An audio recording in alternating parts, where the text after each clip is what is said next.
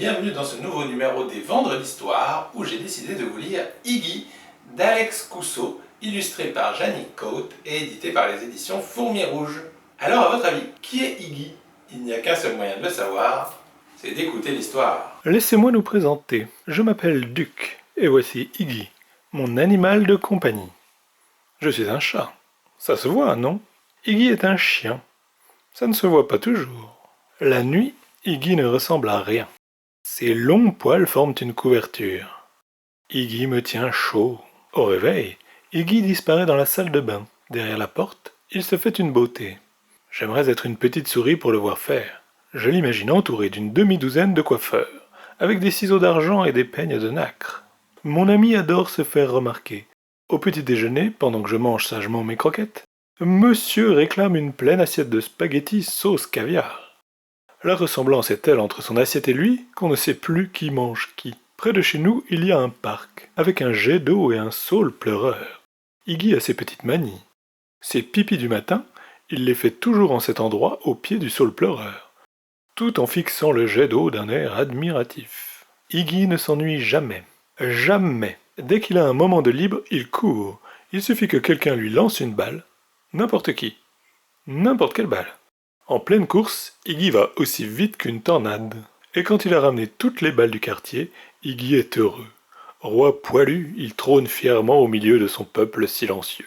À l'heure de midi, rien n'est plus paisible qu'Iggy et ses balles en train de faire la sieste. Iggy aime aussi se promener en ville. Tête basse, il circule entre les piétons. Leurs chaussures le fascinent. Les piétons n'aiment pas trop qu'on leur chatouille les pieds.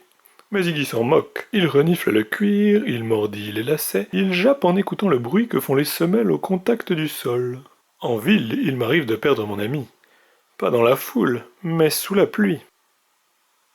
Et quand la pluie dure trop longtemps, mieux vaut chercher un abri. Par exemple, un magasin. Dans un monde idéal, selon Iggy, il y aurait 3 sortes de magasins pour s'abriter. Des coiffeurs pour chiens, des chausseurs pour piétons, et des vendeurs de balles. 4.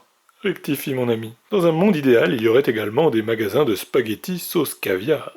Chez Aldo, spaghettis à volonté. Mais le monde est loin d'être parfait. En plus des coiffeurs, des chaussures, des balles et des spaghettis, le monde est rempli de surprises. Ce soir, en rentrant, nous apprenons que de nouveaux voisins emménagent en face de chez nous. Iggy n'aime pas les surprises. Moi non plus. Parce qu'on ne peut pas savoir à l'avance si ce sont de bonnes ou de mauvaises surprises. Nous passons une très mauvaise nuit. Et le soleil se lève. C'est souvent comme ça. On imagine le pire et le meilleur arrive. Le chat s'appelle Trompette.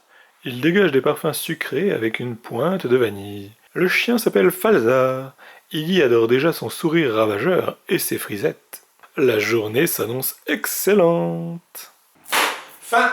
Alors ça vous a plu? Vous avez vu, la vie de Duc le chat et Iggy le chien est très remplie, et eux aussi ils peuvent avoir des inquiétudes et des choses qui les stressent, tout comme nous, et ils ont également des choses qu'ils adorent, comme par exemple les spaghettis à la sauce caviar pour Iggy. Mais heureusement, comme pour nous bien souvent, on s'inquiète pour différentes choses. Là par exemple c'est le fait que des nouvelles personnes vont emménager en face de chez eux, qu'ils ne savent pas comment ça va se passer, ils imaginent le pire, ils ont eu peur toute la nuit, et au final, ils s'aperçoivent qu'ils vont avoir des nouveaux copains pour jouer. Et ça, c'est toujours cool. Donc, bien souvent, on imagine des choses, on craint le pire, et au final, ça se passe plutôt bien. Ça peut nous arriver dans les situations qu'on ne connaît pas encore, et qui peuvent donc nous faire un peu peur. Mais heureusement, comme dans le livre, la plupart du temps, on a eu peur pour rien parce qu'au final, ça se passe très bien. Et c'est même comme ça, parfois, en essayant de nouvelles choses, on va pouvoir découvrir ce qu'on aime et qui nous passionne. Donc voilà, sur ces bonnes paroles, il ne me reste plus qu'à vous souhaiter une excellente journée, un excellent week-end, et je vous dis à la semaine prochaine pour une nouvelle Vendredi d'Histoire. Salut!